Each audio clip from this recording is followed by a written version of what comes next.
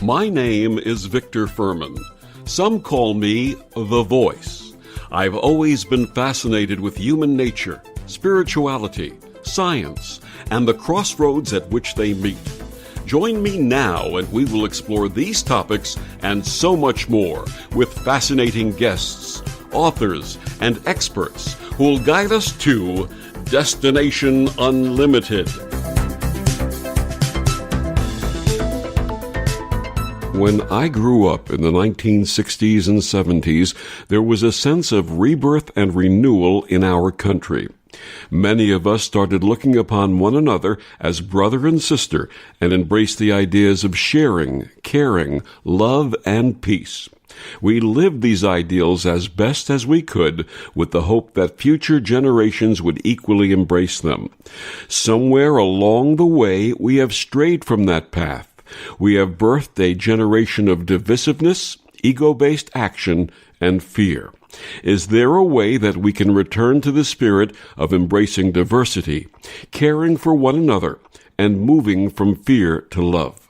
My guest this week on Destination Unlimited, Marianne Williamson, says there is. Marianne Williamson is an internationally acclaimed lecturer, activist, and author of 4 #1 New York Times bestselling books. She's been one of America's most well-known public voices for more than 3 decades. 7 of her 12 published books have been New York Times bestsellers, and Marianne has been a popular guest on television programs such as Oprah, Good Morning America, and Bill Maher. A quote from her mega bestseller, A Return to Love, said, "Our deepest fear is not that we are inadequate. Our deepest fear is that we are powerful beyond measure." And it's considered an anthem for a contemporary generation of seekers. Marianne's other books include The Law of Divine Compassion, The Age of Miracles, Everyday Grace, A Woman's Worth, Illuminata, Healing the Soul of America, A Course in Weight Loss, The Gift of Change, Enchanted Love, A Year of Miracles, and Tears to Triumph, The Spiritual Journey from Suffering to Enlightenment. Her newest book, A Politics of Love, Handbook for a New American Revolution, will be published this year. Marianne is a native of Houston, Texas. In 1989, she founded Project Angel Food, a Meals on Wheels program that serves homebound people with AIDS in the Los Angeles area. To date, Project Angel Food has served over 11 million meals. Marianne also co-founded the Peace Alliance. She joins me to discuss her new book and her plans to explore a run to become the next president of the United States.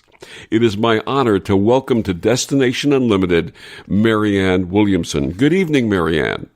Thank you so much for having me. So wonderful for you to join us and share your plans. Now, Marianne, please share with our listeners and readers who are meeting you for the first time about your early life and path.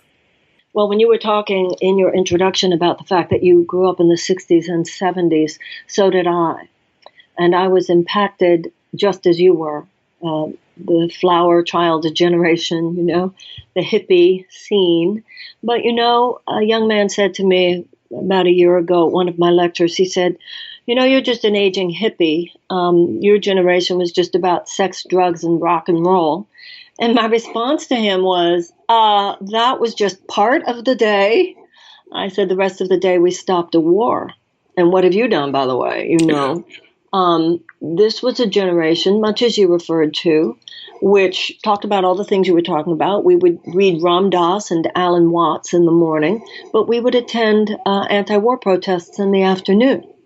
I think a lot of people today, younger people certainly, can't really imagine perhaps what it meant when there was a draft. These wars were not just over there somewhere in a far-off part of the world fought by volunteers. They were fought by brothers and cousins and sons, fathers. The issue of a war was far more urgent.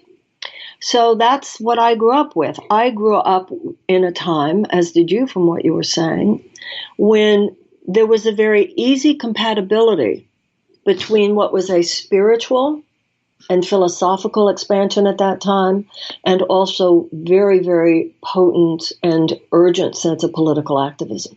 Absolutely. A Course in Miracles is the foundation of much of your work. How were you called to study it, and what led you to lecture and speak on these materials? I first saw A Course in Miracles on someone's coffee table in New York City in the 1970s. And I had already been, ever since I was a teenager, very much interested in philosophical, spiritual pursuits, anything that had to do with the higher mind. And I have always been equally drawn to Eastern and Western traditional and esoteric traditions. None of them have ever seemed in conflict with any others to me. I have a very natural embrace of this comparative religious and spiritual variety that makes up the great spiritual and religious traditions of the world. However, until I found the Course in Miracles, the issue of actually practicing these principles provided challenges that I had not been able to overcome. I'm not saying I've completely overcome them to this day. I'm not an enlightened master. But when I read the Course in Miracles, it was the first time where I got a sense of how these great and higher principles of universal spiritual truth were applicable on a practical basis. Before that, I didn't understand that the search for God and the search for communion with other human beings was the same search. I didn't know that the spiritual path was basically my reaching out across the wall that I had constructed in my own mind that separated me from other human beings. So A Course in Miracles meant so much to me. Now, the Course, it does not claim to be for everyone, but if it's for you, you know it. So for me, it was a very personal excitement, very personal passion. And also, at that time, the kind of career that I have did not exist. There was no career niche that now, is a mainstream cultural impulse. The non-denominational spiritual wise woman, that didn't exist. So I had no ambition for a career goal based on this. And I think that was a blessing on my life. I just was so excited when, after I'd been studying the Course for 5 years, I had moved to Los Angeles. And there's a place still, of course, in LA called the Philosophical Research Society. And I was working there in their book publishing department. And they have these lecture series. And the woman who was the president at the time of the PRS asked me if I'd like to start giving lectures on Saturday mornings based on A Course in Miracles. And I'd been studying the Course for 5 years. I was just so excited to have the opportunity to do it. And I had no concept that it would be more than just this thing I did because I loved it. The furthest thing in my mind was that it could ever be a full-time career because nobody had a full-time career doing anything like that. You know what I'm saying? Mm-hmm. But not too long after that, the AIDS crisis blew up. And in a very real sense, gay men in Los Angeles gave me what would be a career because at that time when AIDS burst onto the scene, it took a while before Western medicine, not that they weren't trying, don't get me wrong, but they kept playing their cards and coming up empty for quite a long time. Fortunately, they've come up with a lot now. But those times were very desperate times, as I'm sure you remember. Absolutely. And then also the traditional, more organized religious institutions were quiet for a long time. Everybody, I guess, working out their own homophobic issues, whatever. So at that time, there was this then young woman talking over a corner Los Feliz in LA who was talking about a God who loved you no matter what and who worked miracles. And so all of a sudden, my little talks began attracting more and more people, and it went from there. My wife, Lori Sue, saw you speak in Santa Monica many years ago when you were doing Sunday lectures. It was before your first book, and she came away with a dozen cassette tape lectures to listen to back home here in New York. Did you ever imagine, you sort of alluded to this, but did you ever imagine you would become a world leader in consciousness and spirituality? And was that ever your goal? Well, like I said, that niche didn't exist. You could be a clergy My mother kept saying, your father and I have discussed it. We will send you to rabbinical school. I just didn't quite see that, Mommy. I didn't see myself becoming clergy. And the other path you could take, you could be an academic. You could be a professor in comparative religion, let's say. And I didn't see that for myself either. So there was nothing to imagine. There was nothing to be ambitious for. There was no reason to think it would be anything other than sharing from my heart about these books that so excited me. That was 35 years ago, the essence of it all, and it is the essence of it all even today. And we are both grateful to you because we both in our later years followed an interfaith path and were ordained here in New York. And we're able to bring this message, this beautiful message, to so many people who require that and needed to hear it.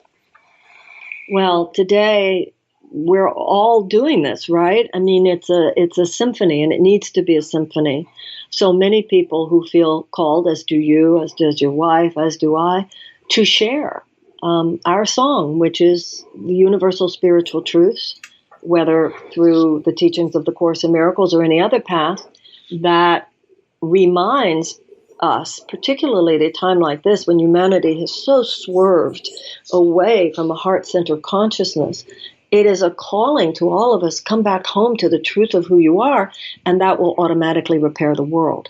And until we do that, the world will continue to do what it's doing now, which is in many ways spinning out of control, realms of chaos, dimensions of chaos that are at this point threatening the survival of the human race. My guest is Marianne Williamson. We'll be talking about her new book, A Politics of Love, and her exploration of a run for presidency of the United States after these words on the OMTimes radio network. OMTimes Magazine is one of the leading online content providers of positivity, wellness, and personal empowerment. A philanthropic organization, their net proceeds are funneled to support worldwide charity initiatives via Humanity Healing International. Through their commitment to creating community and providing conscious content, they aspire to uplift humanity on a global scale. OMTimes, co-creating a more conscious lifestyle. Tune in to The Practical Intuitive, Mind, Body, Spirit for the Real World with me, host Robin Fritz, Mondays at 2 p.m. Pacific, 5 Eastern. I'll cover personal and business intuition, animal communication, mediumship, space clearing, past life regression, shamanic insights, energy healing, soul choice, and more, all to help you tap your own intuitive and healing skills. No ifs, ands, or buts. What does Meals on Wheels do? They deliver meals and smiles to homebound seniors. But Meals on Wheels does something else. They turn a volunteer's lunch break into a meaningful experience. As small and as simple as a relationship is between a volunteer and a client of Meals on Wheels, it's really so impactful. I never thought that 5 minutes could make so much difference in the lives of two people, but it has. Drop off a warm meal and get more than you expect. Volunteer at americaletsdolunch.org. That's americaletsdolunch.org. Brought to you by Meals on Wheels America and the Ad Council.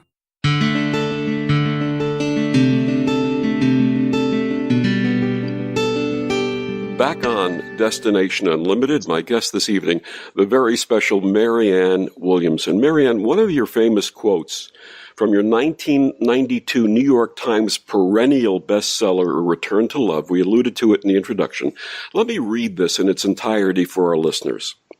Our deepest fear is not that we are inadequate. Our deepest fear is that we are powerful beyond measure. It is our light, not our darkness, that most frightens us.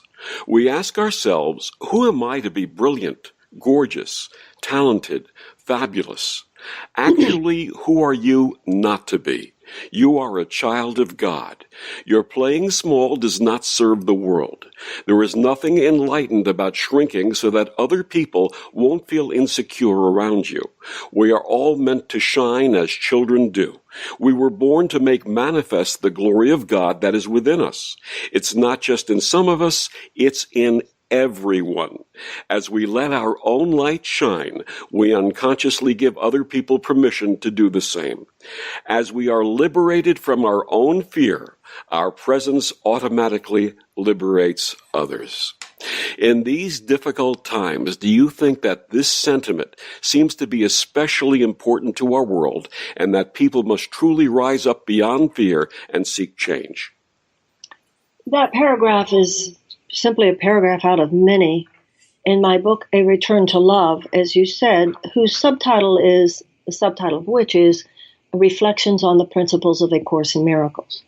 So that principle that it is our light that frightens us more than our darkness does, because the ego mind, which is how we filter most of our experience, is afraid of the light because in the presence of the light, there is no ego. The ego is simply the belief that we are a small, separated self. So that which the spirit rejoices in terrifies the ego. Now, on one hand, I understand people's excitement about that paragraph. I can't take personal credit for the philosophical essence of it because all I'm doing there, as I do throughout the book, is reflecting on the principles of the Course. But I will say this. As happy as I am that that paragraph has meant so much to so many people, it's important, I think, that we remember there's no one principle that is going to, at the deepest sense, liberate us from a fearful existence. Spirituality is a set of principles. So while I'm very glad that the paragraph has meant a lot to people, I think that we all are aware that there is a deeper search involved. For instance, while it's important to remember those points, that it is our light and our darkness that frightens us, that there's nothing enlightened about shrinking, that God placed his power and glory in all of us, that all of us are meant to extend it into the world, that as we do that, it liberates other people to do the same. It is equally important to remember that our function on this planet is to forgive. It's equally important to remember that our function on this planet is to love one another. It's equally important to remember that our function on this planet is to give our hands and our feet, our arms and our legs, our minds and our hearts to God to use as a conduit or as a channel for the love that heals all things. So I think that more and more people are realizing that there is no quick fix, including one paragraph that makes everything okay. The spiritual search is a deep, deep transformational process. And I think we set ourselves up for disappointment if we think that anybody, even if it's mine, and I'm honored that mine means something to someone, but we set ourselves up for failure if we think there's any one paragraph that's going to make it all okay. You are so congruent in your lectures, your writing, and your speaking. No one would think that you might ever doubt yourself or could ever doubt yourself. But let me ask you, in the exploration of this possible presidential run, does it require confidence and courage, or is it about following a call to action that is bigger than the person? Well, first of all, I think that anybody who listens to my talks or reads my books is very aware that I would have moments of doubt like anyone else would. The beauty of the Course is its honesty about what it takes on a daily basis for all of us to actually apply the principles that repudiate the thinking of the world. Now, when you ask me, is it competency? What did you say? Confidence and courage. Okay. Or yes. Okay. a call to an action that's bigger than the person. The answer to that is absolutely and. Both. There is no or, there is and. God cannot use us to do that which is not already within us. So, absolutely. I mean, I'm a 66-year-old woman. I've had a long and varied career. Confidence and courage, yes. But I think that confidence, first of all, is based in large part upon the level of my experience, the amount of my, the length of my lifetime so far. And as far as courage is concerned, there are two things that I think are an issue for me. First of all, somebody told me when I turned 50 that 50 is the age past which you don't care what anybody thinks anymore. And I found that to be oddly true. You're just not as concerned about other people's opinions after 50. But something else additional happens, I found, at 60. And that's not only do you not care so much what people think about what you say, you have to say it. You know, there's a line in the Gospel of Thomas where Jesus says, that which is within you, if you bring it forth, will heal you. If you keep it within, will destroy you.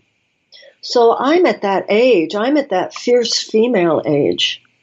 I'm at that crone age. You know, some of my girlfriends say, don't use that word. I like it. The cool crone, the fierceness that comes with a certain kind of age.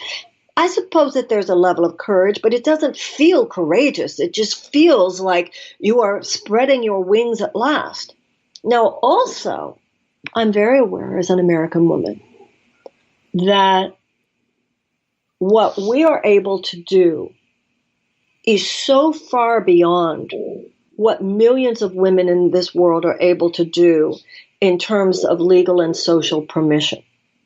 I can say things, and I do with this campaign, this exploratory, completely expect humiliation, mockery, lies, mean-spiritedness, embarrassment, people throwing tomatoes at you. But what is that compared to what some women in this world would go through if they even walked out of their house dressed the way they really wanted to dress or without the presence of a male relative?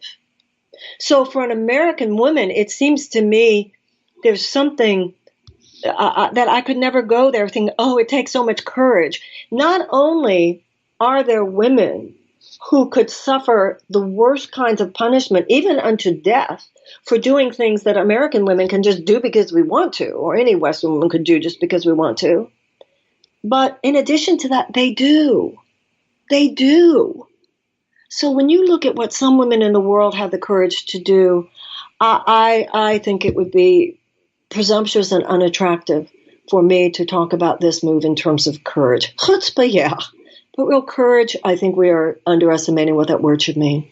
I think that's an example, not just for women in third world nations and other places where women are subjugated and put down and horribly treated for just wanting to live as a woman. I think that applies to citizens of many countries, male and female. Yes, and I think you've made a very valuable and important point that we all have to understand as Americans, because we have so many freedoms that we take for granted. There are countries to this day where if they know that you're a gay person, they throw you off the top of a building. Yeah. I mean, there are, like you said, it's not just women, it's gay people, it's men who express political opinions, it's people who want to live sexually the way they wish. I mean, sometimes Americans act, I don't know if they're thinking or not thinking or just acting profoundly naive about the blessings and the freedoms that we do have in this country, despite the fact that we obviously have many challenges as well. Absolutely. You've been contributing to the transformation of individuals in our world for many years. You have millions and millions of followers who respect you and your work. In terms of your exploration of the candidacy, how do you think this will translate? I don't know. But I know that when I started my career, I never, from the beginning, nor even today, ask myself what other people are going to think if I say what I believe.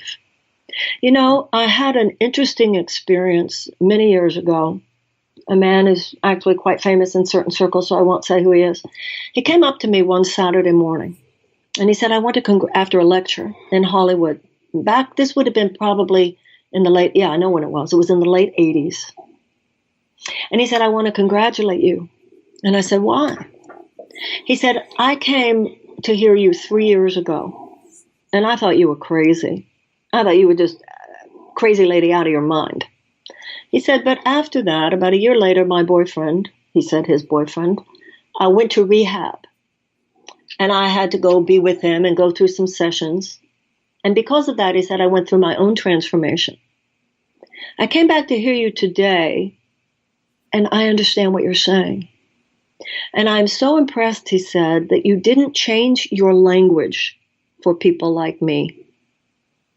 And I always remembered that. He was saying the fact that I just said what I believed without worrying about the people pleasing that has become so endemic in our society, I think it is a corruption. And I believe that enough people, and this is why I started an exploratory campaign, to see, do people believe that there's a contribution to be made here? All I know is that I'm convicted about something in my heart. That is my firm belief that we are going in such a wrong direction in the organization of American society. We are moving so away from the democratic values and the deeply human values that make both our country and our existence on this planet good and true and beautiful, as to pose an existential threat to our democracy and possibly to our planet. So all I know is that this will not go unanswered by me. Now, if other people agree with that, they'll vote for me. That's what a democracy is.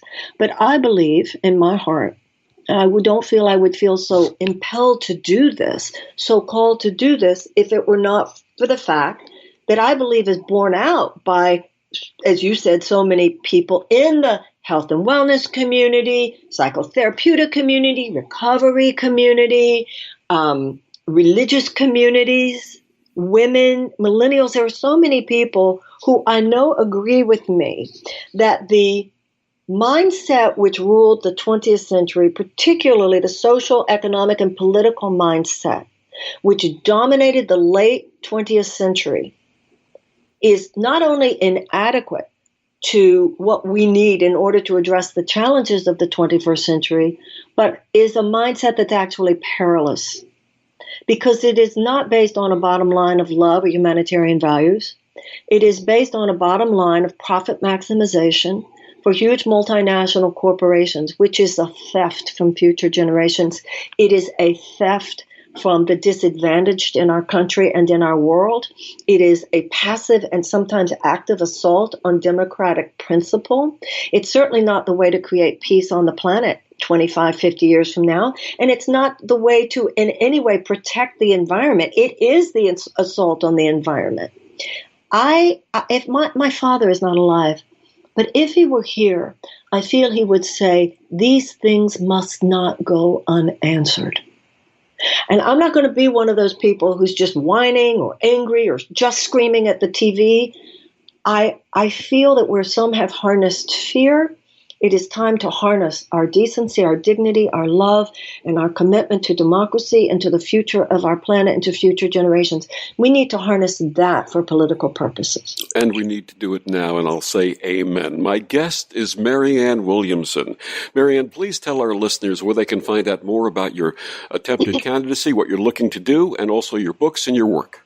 Thank you. If someone goes to marianneforamerica.com, you can sign up on the mailing list for marianneforamerica.com exploratory campaign and contribute your energy, contribute your dollars, whatever you feel moved to do. And for my regular work, all of my work in the world, someone can go to marianne.com and find out more. And we'll be back with more of Marianne Williamson after these words on the OMTimes Radio Network.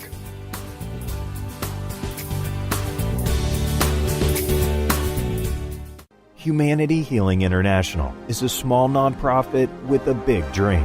Since 2007, HHI has been working tirelessly to bring help to communities with little or no hope. Our projects are not broad mandates, nor are they overnight solutions, but they bring the reassurance that no one is alone and that someone cares. To learn more, please visit humanityhealing.org. Humanity Healing is where your heart is. Back on Destination Unlimited, and my guest is Marianne Williamson.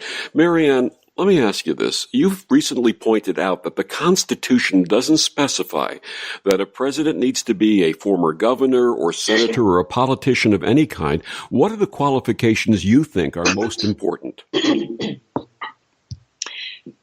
James Madison wrote the Constitution. He went to Princeton. He studied Hebrew and philosophy. He was not a lawyer. And I think it's important for us to remember that. In terms of the qualifications for the presidency, in the Constitution it says that the president has to be 35 years old, has to have lived here for 14 years, and has to have been born here. Very significant is what they did not say. If they had wanted to, they would have said the president has to have been a lawyer, had to be a governor, had to be a senator, had to be a congressperson. They didn't, because they were leaving it to every generation to decide for itself the qualifications that generation feels is most needed in order to adequately address the challenges of their time. I feel that those whose expertise is in politics as we know it, while I respect that, to me that's like saying we should allow the car mechanic to drive the car. We might have the best mechanics in the world, but we drove into a ditch here. Expert qualified politicians took us into Vietnam. Expert qualified politicians took us into Iraq. Expert qualified politicians created the greatest wealth gap in wealth since 1929. These expert qualified politicians have taken us to a place where our environment itself is imperiled. So there is another kind of qualification that I think is just as important. What people call the qualified politician is someone who might know how Washington works, and I respect that. But what we need in a president now is someone who understands how we work. The political establishment on both the left and the right were gobsmacked by Donald Trump because they had no clue what was happening beneath the waterline. So then later, after all this happened, they're both going, wow, people are angry out there. Yeah, guys, they're angry. Maybe it's because they've been shafted for the last few decades. Maybe that's because you guys had become so beholden to multinational corporate forces that basically your entire system is one of legalized bribery, where fossil fuel companies and chemical companies and military industrial complex and health insurance companies and banks, we do more. We are no longer functioning as a democracy here. We're functioning as an oligarchy or corporatocracy. We're no longer functioning, in Lincoln's words, as a government of the people, by the people, for the people. We're functioning as a government of a few of the corporations, by a few of corporations, for a few of the corporations. Now, one major political party has bought, they're just bought and sold by this corporate matrix. The other one wrings its hands and says, we understand your pain, and does what it can to address the pain that's on the periphery. But that party no longer addresses the fundamental, except in some cases, such as the Bernie Sanders, etc. It is not currently, the current Democratic Party is not addressing those fundamental issues that make all that suffering inevitable. That's the Democratic Party that you and I grew up with. When you were talking about the times that we grew up, Bobby Kennedy, Martin Luther King, those figures who did represent within the political sphere the larger philosophical dimensions. Even looking at the Declaration of Independence, the idea that all men are created equal. That's the basis of all of this. That's not a political principle or a legal principle. That's a philosophical, moral principle. That all men are created by God, that God gave all men the unalienable rights to life and to liberty and to the pursuit of happiness, and that governments are instituted among men to secure those rights. Well, I'm sorry, our political establishment, in my mind, all these qualified politicians, many of whom, as people I respect, has a lot to answer for. Because if our government is here to secure the rights for life, liberty, and the pursuit of happiness, tell me whether those millions of American children who go to school every day at schools that do not even have functioning toilets, millions of American children who are full citizens in this country who go to school every day in classrooms where they're not the minimum school supplies necessary to adequately teach these children. In schools where if they then do not know how to read by the age of 8, the chances of their graduating from high school are radically diminished, chances of incarceration are radically increased. I'll tell you why. The reason that political establishment has not addressed the needs of these equal citizens is because, number one, they don't vote. And number two, because children do not work, they don't have financial leverage. And if you don't have financial leverage in Washington today, you're at the bottom of the pile. So the American child today, I feel that the U.S. government is basically exercising passive child abuse, certainly active child neglect. So this idea that we're all supposed to be so impressed by this group of experts, while there are some profound political experts in this country, don't get me wrong, the idea that we're just supposed to go along, and I'll tell you something else, Victor, for anybody who's listening who does not wish to see President Trump reelected. No traditional politician is going to defeat the president, and I'll tell you why. Because what Trump represents is neither traditional nor political. The traditional political mindset thinks it's so sophisticated, and let me tell you something, it's not sophisticated, it's naive.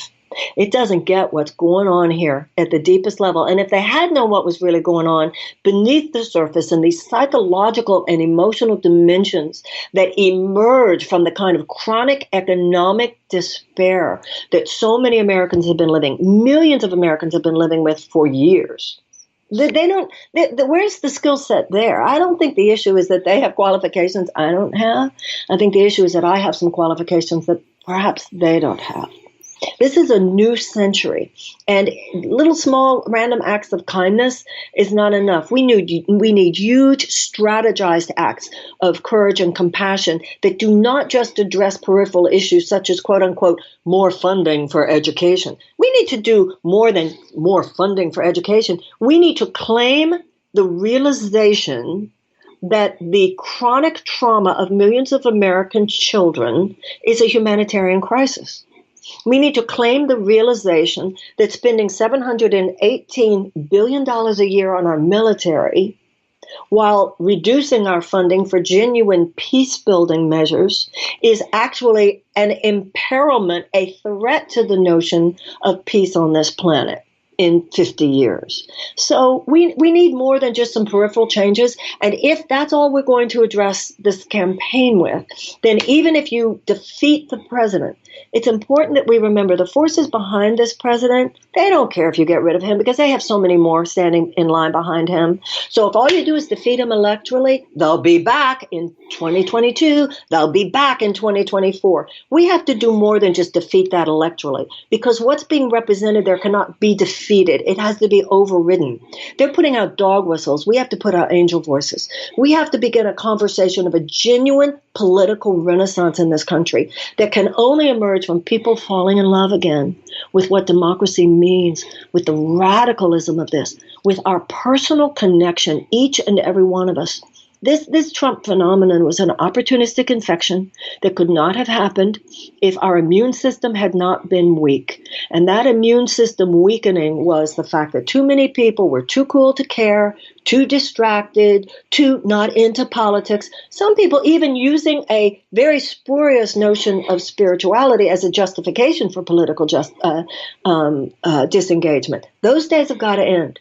We need something which is much bigger than electing one person president. We need a renaissance of political sensibility, a realization that democracy is not something you can take for granted, any more than you can take your marriage for granted, take your body for granted. You have to tend to it. So we need an awakening that will reconnect all of us with our personal sense, not only that democracy gives us rights, but that it gives us responsibilities. And I tell you, Victor, I've had a 35-year career in talking about not only principles that transform our lives, but helping us to apply those principles. And I feel I can do that, helping the American people reconnect to what citizenship means, how we, after all, as citizens, we the people. They work for us. We don't work for them. So I believe that I can contribute something here to the initiation of that kind of political renaissance in the United States. And it's about the consciousness of each and every one of us to take ownership and stewardship of each other, of our world, of everything, because I think that's where we've gone wrong. Of our government, too. That means your local government. You know, I was saying to somebody the other day, I want to see a time when women say to their husbands and lovers, "Hey, baby, want to go with me to the city council meeting?" That's the hot date on Thursday night.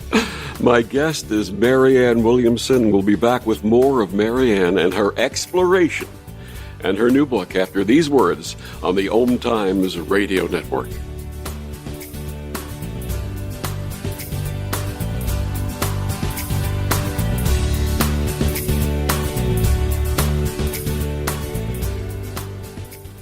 Ascending Hearts is no ordinary dating site, but a spiritual dating site with a purpose, to link you with your soulmate. We engineer the serendipity so you can trust that you will attune with someone that has the same matching vibration as you. Ascending Hearts, the conscious dating site for the spiritually aware. Try Ascending Hearts for free. AscendingHearts.com. Change and growth are part of natural life, and also part of your spiritual life. Everyone needs support and guidance, especially during life passages. Upgrade yourself with the OMTimes Experts program. With OMTimes Experts, you have access to the best intuitive coaches, spiritual teachers, counselors, astrologists, and oracles. Our team was carefully selected so you can trust. Find out more at experts.omtimes.com. You've accidentally cut your daughter's bangs unevenly. Do you A, line things up a centimeter from her hairline? Man, oh man, oh man, oh man, oh man. No. Sweatbands are so hot right now. Everyone's wearing them. Like that basketball player and that other basketball player. B, get spiritual. Mom, where did all the mirrors go? A reflection could never capture our true selves. Huh? Beauty is within. C, look on the bright side. Less time blow drying, more time texting. Or D, show empathy. Mom, you really don't have Ta-da! Twinsies! I kinda love it. As a parent, there are no perfect answers. But you don't have to be perfect to be a perfect parent. Thousands of teens in foster care will love you just the same. For more information, contact You Gotta Believe at yougottabelieve.org. A public service announcement from the U.S. Department of Health and Human Services, Adopt U.S. Kids, and the Ad Council. Melissa from Michigan. I work an extra part-time job serving lunch at my child's school, but I still can't afford to put food on our table. Daniel from California. Choosing whether to pay the rent or pay to fix the car to get to work doesn't leave us with much at all. Now we can't even pay for meals. Hunger is a story we can end. End it at feedingamerica.org. Brought to you by Feeding America and the Ad Council.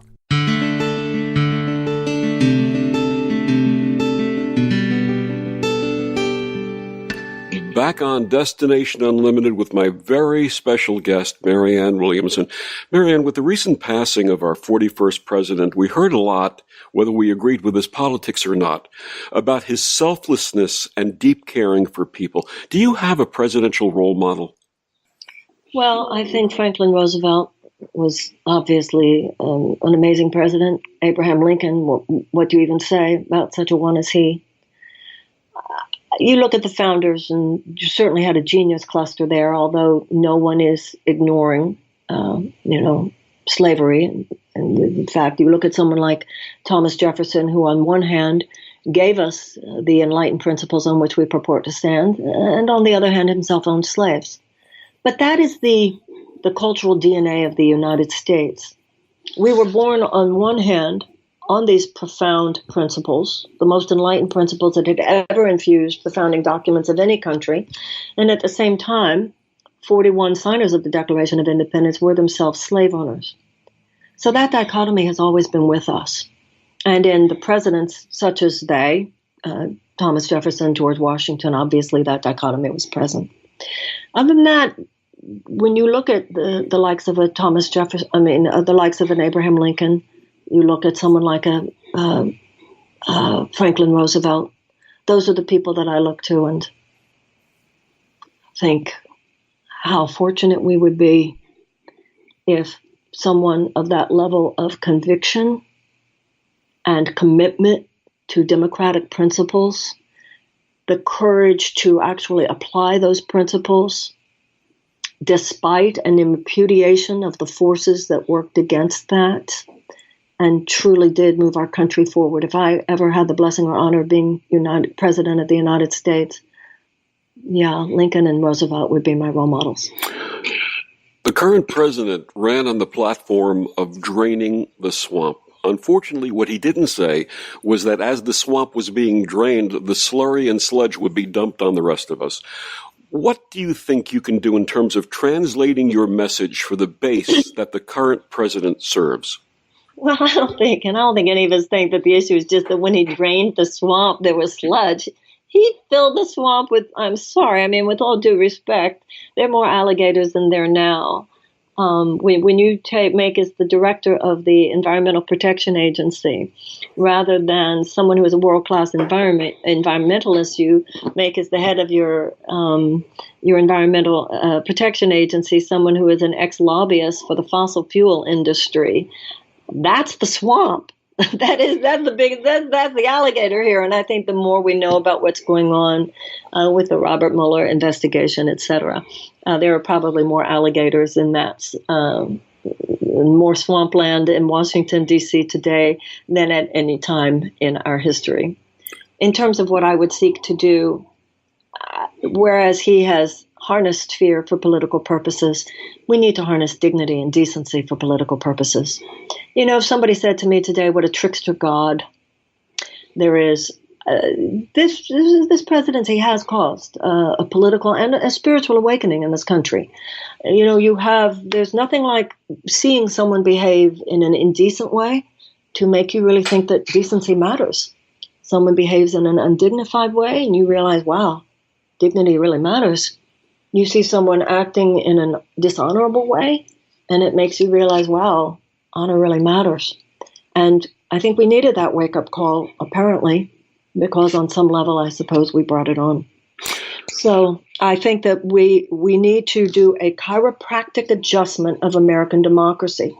We need to go back to our first principles, that all men are created equal, that all men have been given by God inalienable rights of life, liberty, and the pursuit of happiness, that this is to be a government of the people, by the people, and for the people.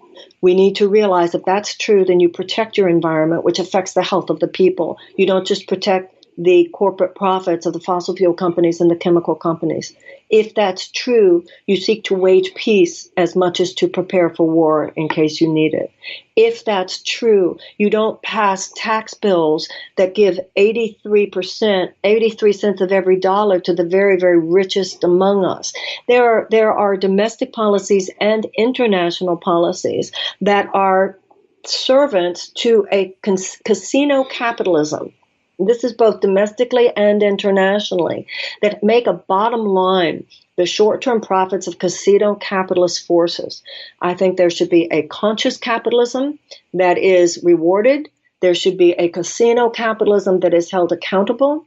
I do not think this country should be run like a business. I think this country should be run like a family.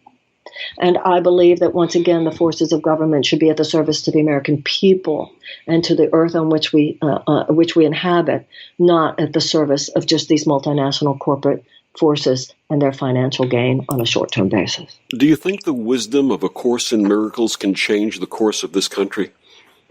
Well, the Course in Miracles is just one statement. The Course is one statement of universal spiritual themes.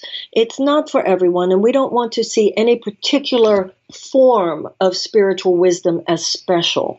What's special are the principles at the heart of the Course in Miracles that are the same as the principles at the heart of Islam, Christianity, Judaism, Hinduism, Buddhism, and on down the line. And that is that we're on this earth to love each other.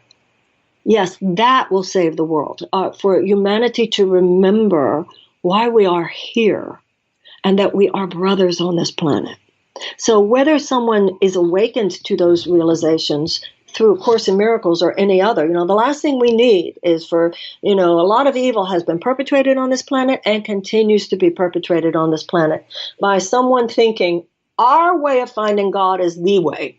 That's not cool, and it is not in line with the religious pluralism that is central to American liberty. So, no, I don't think the Course in Miracles is asking us to promote A Course in Miracles. The Course is very much like AA that way. It's much more attraction rather than promotion. Absolutely.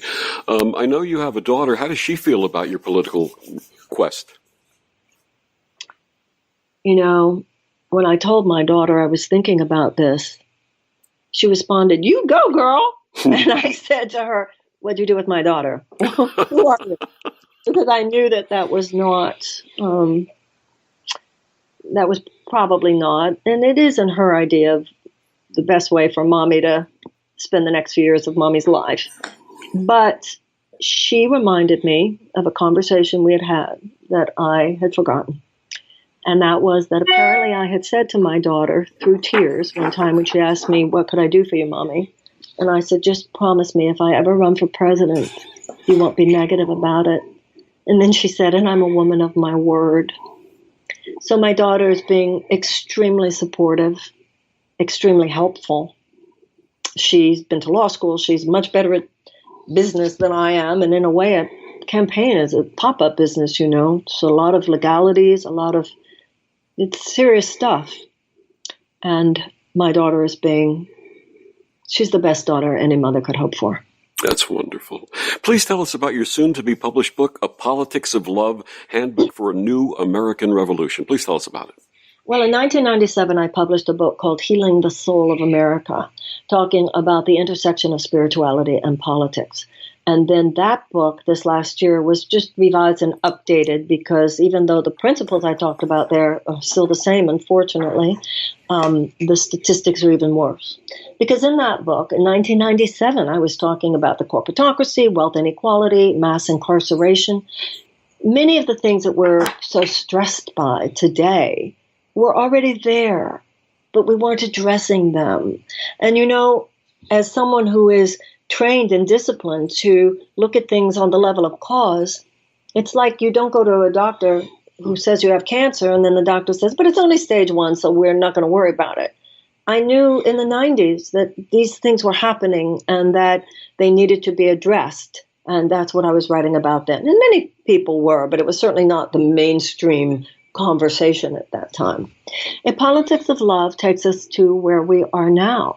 And it talks about how the revolution of consciousness the revolution that we most need now is a revolution of consciousness, is a realization that unlike what we thought in the 20th century, where we thought it was just a mechanistic universe, and in order to change your life, all you did was tweak what's happening on the outside.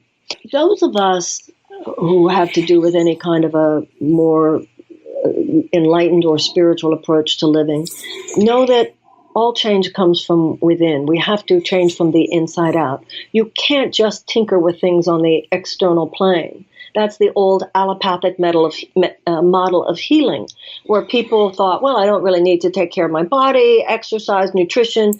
If I get sick, though, which almost then would inevitably occur, you just seek external allopathic means to suppress or eradicate symptoms. We now have an integrative approach. We know that sickness is the absence of health. Health is not the absence of sickness. So you have to cultivate health in your body. Well, we have to cultivate health in our society as well. We have to cultivate democracy and cultivate justice and cultivate brotherhood. You can't just not cultivate genuine democracy and then just hope that when violence emerges because of the despair that so many people are feeling, that you can just seek to eradicate the symptoms through enough bombs or enough prisons. So America has to heal the same way an individual does. That includes looking at your own character defects. When America looks at our character defects, there are serious issues of race here. Racial inequity in our criminal system, racial inequity in our economic system, in our political system. There are many ways in which we have not yet completed the process of complete racial reconciliation. I don't want to minimize the efforts of our ancestors, but that 40 acres and a mule was promised and then never given to a formerly enslaved population, although to some, interestingly enough, it was given, but in most cases taken back. So we still have to move forward. And just as Germany paid $89 billion in reparations to Jewish organizations after World War II, I think the United States should pay $100 billion in a reparations plan to be handed over to an esteemed council of African American leaders over a 10-year period of time, to be dispersed according to their own wishes to economic and educational projects that would help level that playing field and help complete that period, that issue of racial reconciliation. Another area of the character defects in this country has to do with a not yet reconciled relationship with Native Americans. We could start with giving the Black Hills of South Dakota back, which were promised in a treaty and then never given. We have to face the places where we as a nation have not lived up to who we say we are. That's the only way an individual can heal. We have to atone for our errors, and we have to make amends where amends are possible. And if you know what changes one heart, you know, you're the one who knows what would change a nation, because all that a nation is a collection of individuals. And that's why I believe someone who has a sense of what changes people on the inside is an important part of the qualification for a presidency in the 21st century. Marianne, it is my fervent hope and prayer that you go forward with your exploration, find it in your heart to serve us and become our healer and uniter in chief. Thank you so much for joining us on Destination Unlimited. Please tell our listeners one more time how they can find out more about your work and your plans. Well, thank you. I'm honored by your words. Thank you so much for that.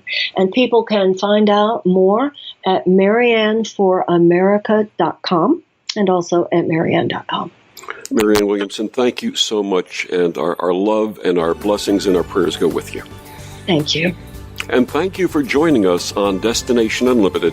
I'm Victor the Voice Furman. Have a wonderful week.